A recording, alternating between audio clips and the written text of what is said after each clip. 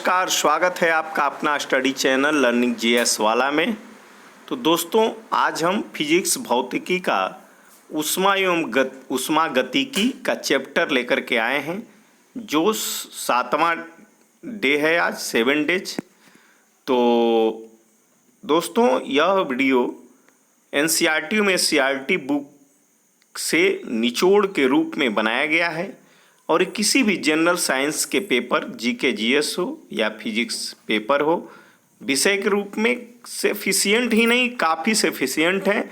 यदि आप इसकी तैयारी करते हैं तो एनटीपीसी रेलवे, एसएससी, जीडी का स्टेट लेवल पेपर, पुलिस, किसी भी साइंस के पेपर आपका कंप्लीटली तैयार हो जाएगा। तो चलिए दोस्तों, शुरू करते हैं। इससे पहले कि आपसे निवेदन होगा कि चैनल में आगे बढ़ने से पहले आप चैनल को सब्सक्राइब कर बेल आइकन को दबा दें, ताकि आपको लेटेस्ट नोटिफिकेशन मिलता रहे। तो चलिए दोस्तों, ऊष्मा एवं ऊष्मागतिकी, हीट एंड थर्मोडायनेमिक को आज हम कंप्लीट करते हैं। तो ऊष्मा एवं ऊष्मागतिकी चैप्टर, हाइड्रोजन से पहला क्वेश्चन है हमारा। हाइड्रोजन से भरे हुए गुब्बारे को पृथ्वी से छोड़ने पर गुब्बारे में क्या परिवर्तन होगा? हाइड्रोजन से भरे हुए गुब्बारे को पृथ्वी से छोड़ने पर गुब्बारे में क्या परिवर्तन होगा? तो गुब्बारे के आयाम, डायमेंशन में वृद्धि होगी। क्या होगी? आयाम में, डायमेंशन में वृद्धि होगी। तेज हवा वाली जो रात्रि होती है, तेज हवा की रात्रि में ओस नहीं बनने का क्या कारण है? जो तेज हवा की रात्रि होती है उसमें ओस नहीं बनता है, तो इसका कारण होता है वाष्पीकरण। वाष्पीकरण की दर जो होती है वो तेज होती है, क्योंकि जब तेज हवा बहती है रात्रि में तो अपने साथ काफ़ी ऊष्मा, तापमान लेकर के बहती है, तो वाष्पीकरण की दर तेज हो जाती है। कमरे में रखे रेफ्रिजरेटर का दरवाज़ा खोल देने पर कमरे के तापमान पर क्या प्रभाव पड़ेगा? तो कमरे का तापमान बढ़ जाएगा। वह थर्मामीटर जो 2000 डिग्री सेल्सियस मापने हेतु उपयुक्त हो, उसे क्या कहा जाता है? तो 2000 डिग्री सेल्सियस मापने हेतु उपयुक्त थर्मामीटर को पूर्ण विकिरण तापमापी या पाइरोमीटर, उच्च तापमान के लिए किसका प्रयोग किया जाता है? पाइरोमीटर का। इसलिए पूर्ण विकिरण तापमापी या पाइरोमीटर कहा जाता है।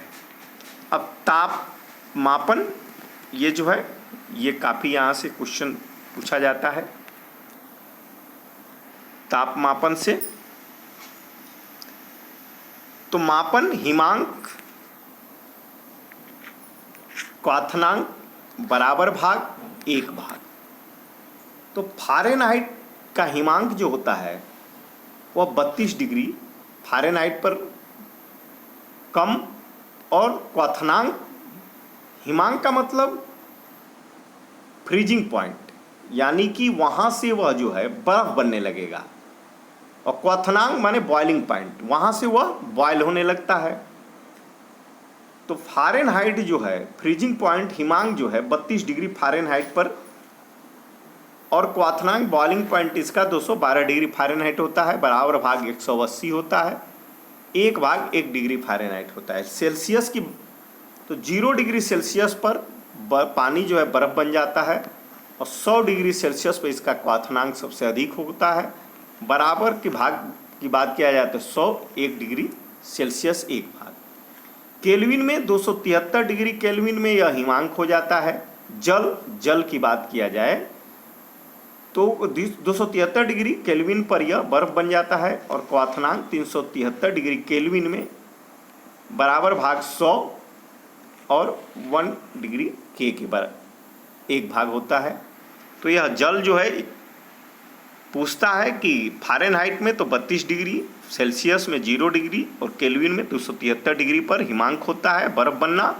बॉइलिंग पॉइंट, क्वाथनांक जो होता है जल का 212 degree Fahrenheit, 100 degree Celsius, 373 degree kelvin.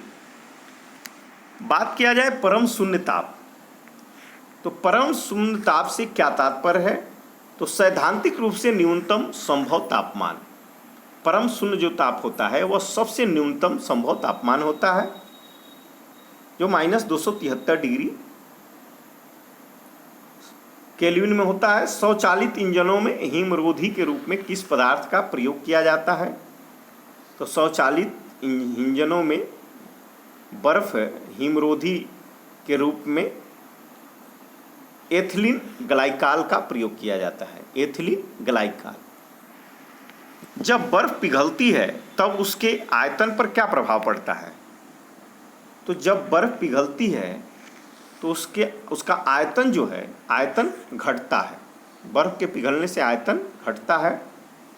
Thermostat यंत्र का संबंध तापक्रम से है, जिसका उपयोग किसी निकाय का दाब स्वनियंत्रित प्रेशर सेल्फ कंट्रोलर के रूप में होता है, करना है। रेफ्रिजरेटर में थर्मोस्टेट का प्रमुख कार्य क्या है? रेफ्रिजरेटर में थर्मोस्टेट का कार्य है एक समान तापमान को बनाए रखना। रेफ्रिजरेटर में खाद्य पदार्थों को ताज़ा रखने हेतु कितना तापमान आवश्यक होता है? तो 4 डिग्री सेल्सियस। स्वस्थ मनुष्य के शरीर का तापमान कितना होता है? तो स्वस्थ मनुष्य के शरीर का तापमान जो होता है, यदि डिग्री सेल्सियस की बात किया जाए तो 37 डिग्री सेल्सियस, केल्विन में बात किया जाए तो 310 केल्विन। उबलते जल की तुलना में भाप से हाथ अधिक जलता है, इसका कारण क्या है? तो भाप में गुप्त ऊष्मा होती है और वह बहुत अधिक होती है, इसलिए भाप से हाथ अधिक जलता है। चलिए आगे चलते हैं। पानी में साधारण नमक मिलाने पर पानी का क्वथनांक बिंदु जो बॉइलिंग पॉइंट है वह बढ़ जाता है, नमक मिला दिया जाए, और हिमांक बिंदु फ्रीजिंग पॉइंट घट जाता है। सेंटीग्रेड एवं फ़ारेनहाइट तापक्रम कितने डिग्री पर एक समान होता है? खूब प्रश्न यहाँ से पूछता है। तो -40 डिग्री सेल्सियस पर फ़ारेनहाइट और सेंटीग्रेड दोनों बराबर होता है। शीशे की छड़ जब भाप में रखी जाती है तो इसकी लंबाई पर क्या प्रभाव पड़ता है? तो लंबाई बढ़ जाती है। सर्दियों में लोहे के टुकड़े और लकड़ी के टुकड़े को छूने पर लोहे का टुकड़ा ठंडा क्यों लगता है? तो इसलिए कि लकड़ी की तुलना में लोहा ऊष्मा का अधिक सुचालक है। यदि वायु का तापमान बढ़ता है तो उसकी जलवाष्प ग्रहण करने की क्षमता पर क्या प्रभाव पड़ता है? तो वायु का तापमान जब बढ़ता है तो वह जलवाष्प ज़्यादा ग्रहण करता है, इसलिए बढ़ता है। पदार्थ की ऊष्माधारिता किस पर निर्भर करती है? तो पदार्थ की ऊष्माधारिता पदार्थ की विशिष्ट ऊष्मा पर निर्भर करती है। साफ मेघ रहित रातों की तुलना में मेघाच्छादित रातें अपेक्षाकृत अधिक गर्म होती है, क्योंकि बादल पृथ्वी तथा हवा से ऊष्मा के विकिरण को रोकते हैं। बादल से क्या होता है कि ऊष्मा का विकिरण रुकता है, इसलिए गर्म लगता है। जब जल को 0 डिग्री सेल्सियस से 10 डिग्री सेल्सियस तक गर्म किया जाता है तब इसके आयतन पर क्या प्रभाव पड़ेगा? तो पहले घटता है, 0 से 4 तक घटेगा और 4 के बाद जैसे बढ़ेगा 4 डिग्री सेल्सियस के बाद तो फिर बढ़ता है। दाब बढ़ने पर जल के क्वथनांक पर क्या प्रभाव पड़ेगा? तो जल का क्वथनांक बढ़ेगा। गर्मी के दिनों में किस प्रकार के छाते का प्रयोग किया जाता है? तो ऊपर सफ़ेद नीचे काला, क्योंकि सफ़ेद जो है धूप को अवशोषित करता है, परावर्तित करता है, इसीलिए ऊपर सफ़ेद होता है कि धूप जो आएगी वह परावर्तित हो जाएगी। और काला क्या रंग करता है? धूप को ऑब्जर्व करता है, इसलिए वह नीचे होता है। रेल की 2 पटरियां जोड़ते समय मध्य में थोड़ी जगह क्यों छोड़ी जाती है? तो पटरियों की ऊष्मीय प्रसार के लिए स्थान रहे, ताकि जब पटरियां बढ़े तो वह गैप रहेगा तो वह मिल जाएंगी, नहीं तो वह टेम्पर हो सकता है यदि उसमें गैप नहीं रहेगा तो। प्रेशर कुकर के अंदर का उच्चतम तापमान निर्भर करता है तो किस पर वो निर्भर करता है प्रेशर कुकर का उच्चतम तापमान? ऊपर के छेद के क्षेत्रफल एवं उस पर रखे गए वजन पर। ऊपर के छेद के क्षेत्रफल एवं उस पर रखे गए वजन पर। कमरे में लगा हुआ वातानुकूलक जो होता है एयर कंडीशनर किसे नियंत्रित करता है? तो आर्द्रता, ह्यूमिडिटी को आर्द्रता एवं तापक्रम, टेम्परेचर, ह्यूमिडिटी एवं टेम्परेचर यानी कि आर्द्रता तापक्रम को नियंत्रित करता है एसी। चालन के अनुप्रयोग। शीत ऋतु में लकड़ी व लोहे का ताप समान होने पर भी लोहे की कुर्सी अधिक ठंडी लगती है। चीनी मिट्टी के प्याले में चाय पीना धातु के प्याले में चाय पीने से अधिक आसान होता है। अब ये शुष्क बैटरी, तो शुष्क बैटरी जो ड्राई सेल बैटरी होता है में अमोनियम क्लोराइड और जिंक क्लोराइड विद्युत अपघटय का प्रयोग करता है। तो शुष्क बैटरी में क्या पाया जाता है? अमोनियम क्लोराइड और जिंक क्लोराइड जो विद्युत अपघटय का काम करता है। चलिए आगे चलते हैं। डेजर्ट कूलर द्वारा शीतलन किस सिद्धांत के आधार पर कार्य करता है? तो डेजर्ट कूलर द्वारा शीतलन वाष्पन शीतलन के सिद्धांत पर काम करता है।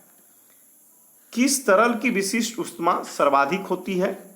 तो जल की विशिष्ट ऊष्मा सर्वाधिक होती है। पसीने स्वेट की हमारे शरीर में क्या भूमिका होती है? तो यह शरीर का ताप नियंत्रित रखने में सहायक होती है। गर्म मौसम में पंखा चलाने से आराम क्यों महसूस होता है? हमारा पसीना तेजी से वाष्पीकृत होता है इसलिए आराम महसूस होता है। मिट्टी के घड़े में जल क्यों ठंडा रहता है? वाष्पीकरण के कारण। अब संवहन के अनुप्रयोग के बारे में देखते हैं। संवहन का अनुप्रयोग, विद्युत बल्ब में लगे तंतु को गलने से बचाने के लिए संवहन का प्रयोग। पृथ्वी का वायुमंडल संवहन द्वारा ही गर्म होता है। मोटर कार का रेडिएटर शीतलन यंत्र भी संवहन सिद्धांत पर कार्य करता है। और रेफ्रिजरेटर में फ्रीजर ऊपर की ओर बनाया जाता है संवहन के सिद्धांत पर ही। थर्मस बोतल में पेय पदार्थ को कुछ समय तक उसी ताप पर रखने के लिए उसकी दीवारों पर किस पदार्थ की परत लगाई जाती है? तो सिल्वर लेयर, रजत परत की। प्रेशर कुकर में खाना जल्दी क्यों पक जाता है? क्योंकि दाब बढ़ने पर पानी का क्वथनांक बढ़ जाता है। ऊष्मा किसका उदाहरण है? हीट जो है ऊर्जा का उदाहरण है। सीटी स्कैन करने में कौन सी किरणें प्रयोग की जाती हैं? तो एक्स किरणें प्रयोग की जाती हैं। आदर्श गैस, आइडियल गैस की आंतरिक ऊर्जा किस राशि पर निर्भर करती है? तो केवल ताप पर, केवल ताप पर। बर्फ का अपने गलनांक पर पिघलना किस प्रक्रम का उदाहरण है? समतापी प्रक्रम। निम्न तापी में उत्पन्न निम्न ताप कैसे प्राप्त करते हैं? रुद्धोष्म प्रक्रम के द्वारा। 1 किलो कैलोरी ऊष्मा कितने जूल कार्य के तुल्य होती है? 1 किलो कैलोरी ऊष्मा कितने जूल कार्य के तुल्य होती है? तो 4.18 गुणे 10⁻³ जूल कार्य के तुल्य होती है। अब विकिरण के अनुप्रयोग क्या है? सूर्य की ऊष्मा पृथ्वी तक विकिरण के रूप में ही पहुंचती है। पॉलिश किए गए जूते धूप में जल्दी गर्म नहीं होते हैं। विकिरण के अनुप्रयोग हैं कि पॉलिश किए हुए जूते धूप में जल्दी क्यों नहीं गर्म होते हैं? तो विकिरण के अनुप्रयोग के कारण। चलिए आगे देखते हैं। जल का घनत्व किस ताप पर अधिकतम होता है? तो 4 डिग्री सेल्सियस पर। ऊष्मागतिकी का प्रथम नियम किस अवधारणा की पुष्टि करता है? ऊर्जा संरक्षण की। जब किसी कांच की बोतल में पानी भरा जाता है और उसे बंद करके जमने दिया जाता है तो बोतल टूट जाती है। क्यों? क्योंकि पानी जमने पर फैलता है। ऊंचाई बढ़ने के साथ साथ जल का क्वथनांक क्यों घटता है? क्योंकि ऊंचाई बढ़ने के साथ वायुदाब घटता जाता है। ऊंचे पहाड़ों पर सदैव बर्फ जमी रहती है, क्योंकि ऊंचे पहाड़ों पर तापमान प्रायः हिमांक से कम रहता है, अतः वहां वातावरण को जलवाष्प जमकर बर्फ बन जाती है। ठोस कपूर से वाष्प बनने की प्रक्रिया को क्या कहते हैं? ऊर्ध्वपातन कहते हैं। ऊष्मा किस प्रक्रिया द्वारा तीव्र गति से स्थानांतरित होती है? विकिरण के द्वारा, रेडिएशन, विकिरण के द्वारा। किसी पदार्थ की तापमान परिवर्तन किए बिना द्रव से गैस में परिवर्तन करने के लिए आवश्यक ऊष्मा को क्या कहते हैं? वाष्पन की गुप्त ऊष्मा। एक कृष्णिका ब्लैक बॉडी किसे उत्सर्जित करता है? सभी तरंग दैर्ध्य का विकिरण। एथिल एल्कोहल किस तापमान पर जमता है? तो 114 डिग्री सेल्सियस पर एथिल एल्कोहल जमता है। तारों के अंदर ऊर्जा उत्पादन के लिए कौन सी अभिक्रियाएं होती हैं? ताप नाभिकीय अभिक्रियाएं। तारों का रंग क्या प्रदर्शित करता है? उनका तापमान। एथेनॉल के वाणिज्यिक उत्पादन के लिए किस खमीर का उपयोग किया जाता है? सेकेरोमाइसिस सेरेवेसी। ऊनी कपड़े शरीर को गर्म क्यों रखते हैं? क्योंकि ऊन ऊष्मा का एक खराब चालक, बैड कंडक्टर होता है। ऊष्मा की वह मात्रा जो किसी पदार्थ के 1 किलोग्राम द्रव्यमान को उसके क्वथनांक बिंदु बॉइलिंग पॉइंट पर वाष्प में परिवर्तित करने के लिए प्रदान की जाती है, उसे वाष्पन की गुप्त ऊष्मा कहा जाता है। गर्मियों में सफेद कपड़े पहनना अधिक आरामदायक होता है। गर्मी में सफेद कपड़े पहनना अधिक आरामदायक होता है, क्योंकि सफेद कपड़े ऊष्मा का अधिकांश भाग परावर्तित कर देते हैं।